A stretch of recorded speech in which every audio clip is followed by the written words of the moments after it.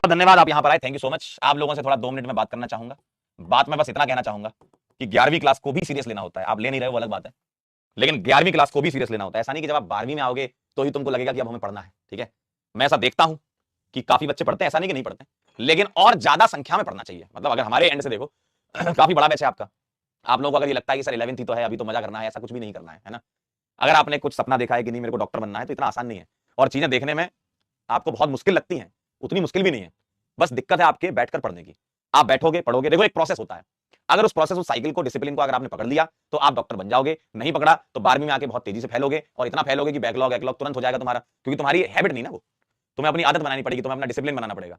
Sir वो कैसे बनता है, वो आपको खुद से सोचना पड़ेगा। मैं ये बात मानता हूं कि 11वीं में एज वैसी नहीं होती है कि आप बहुत ज्यादा, मतलब क्योंकि आपने झटके नहीं खाए होते ना जीवन में। आप कभी गिरे तो हो नहीं, अभी ताजा ताजा 10वीं पास करके आए हो, 90% से ज्यादा नंबर थे तुम्हारे, अभी हवा में हो। लेकिन जब गिरते हो ना, तब समझ में आता है कि हाँ यार थोड़ा आराम से चलना है, थोड़ा समझ के चलना है ना। जो चीजें समझाते हैं, जो चीजें बताई जाती है, उसको ध्यान से सुनना है। तो अगर आप अभी नहीं सुधर सकते तो इसकी कोई गारंटी नहीं कि आप 12वीं में सुधर जाओगे, है ना। यही एक मौका है सुधरने का। क्यों? क्योंकि 11th के उन पोर्शंस पे तुम्हारी पकड़ अच्छी होनी चाहिए कि आपकी 12th थोड़ी स्मूथ निकले।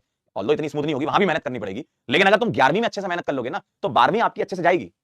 हम क्या करते हैं, 11वीं को तो मजे में उड़ा देते हैं, पूरा साल निकल गया, बस मजे कर रहे हैं, पढ़ नहीं रहे हैं, है ना।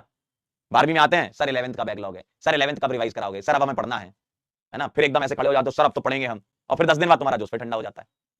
तो पूरा का पूरा खेल ही कंसिस्टेंसी और डिसिप्लिन का है। आपको डिसिप्लिन मेंटेन करना पड़ेगा, आदत आपको अपनी बनानी पड़ेगी, बैठकर पढ़ने की आदत बनानी पड़ेगी। अगर आपको लगता है कि सर मेरे से नहीं हो पा रहा है तो अभी छोड़ दो, है ना। इतना मतलब जरूरी थोड़ी कि सब लोग डॉक्टर बने, है ना। और इतना आसान भी नहीं है डॉक्टर बनना, कितना कॉम्पिटिशन है। आप ही की क्लास में कई बच्चे ऐसे हैं जो लगातार पढ़ रहे हैं।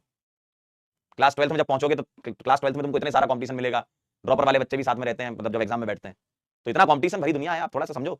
आसानी से चीजें नहीं मिलेगी, आपको लड़ना पड़ेगा। बिना लड़े आप आसानी से चीजें कैसे मिल जाएंगी यार। आसानी से तो घर वालों ने दे दी तुमको चीजें।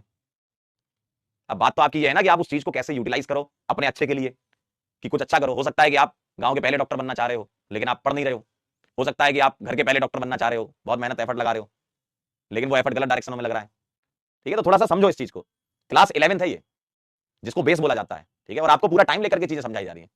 उड़ाना होता तो कब तक का सिलेबस तो हम यूं ही खत्म करा देते आपका। और कितना ही है एनसीईआरटी में, आप खुद उठा के देख लो, एनसीईआरटी में कितना ही है। अगर तुम्हारा सिलेबस ही खत्म कराना मेन मुद्दा होता तो कब का खत्म हो चुका होता सिलेबस। हम भी मजे में, तुम भी मजे में, तुम भी कहते वाह सर मजा आ गया, सिलेबस खत्म कर दिया मास्टर ने। लेकिन फिर 12वीं में आके गाली देते हमको कि कैसे खत्म किया था। तो पहले बात समझो कि हम इतना एफर्ट क्यों लगा रहे हैं आपके लिए।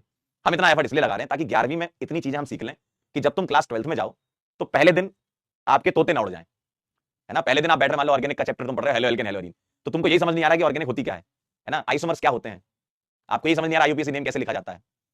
ठीक है, तो ये सारी चीजें आपको अलग अलग टाइम देकर के सारी चीजें करके आपके साथ अच्छा करने की कोशिश कर रहे हैं।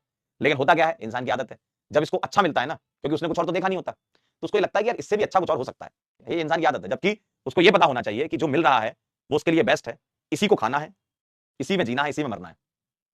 ठीक है, मतलब जो मिल रहा है आपको, इस पूरे बैच में जितने भी टीचर हैं सारे जबरदस्त पढ़ाते हैं। ठीक है, आप सभी टीचर्स को देखें, सभी टीचर मेहनत करते हैं आपके लिए। क्यों मेहनत करते हैं, और ऐसा नहीं इस बैच में, बाकी और बैचेस में भी, है ना। वो तो हम इस बैच में पढ़ा रहे हैं इसलिए ऐसा बोल रहे हैं, बाकी और बैच में भी ऐसा होता है, सभी टीचर मेहनत करते हैं। आप लोग क्या करते हो, हेलीकॉप्टर ले आते हो अपना। कैसे? 4 दिन पहले कभी गलती से अर्जुना 2.0 खुल गया था, 4 दिन बाद एकदम नींद खुली, अब मुझे पढ़ना है, और फिर तुम लेक्चर खोलते हो, फिर तुम कोशिश करते हो पढ़ने की, क्योंकि हो सकता है तुम्हारे घर में पापा ने मम्मी ने चमका दिया तुमको, तुम्हारा मतलब मोटिवेशन एकदम भयंकर, हो सकता है कोई यूट्यूब वीडियो देखकर आ गए, मोटिवेशन भयंकर।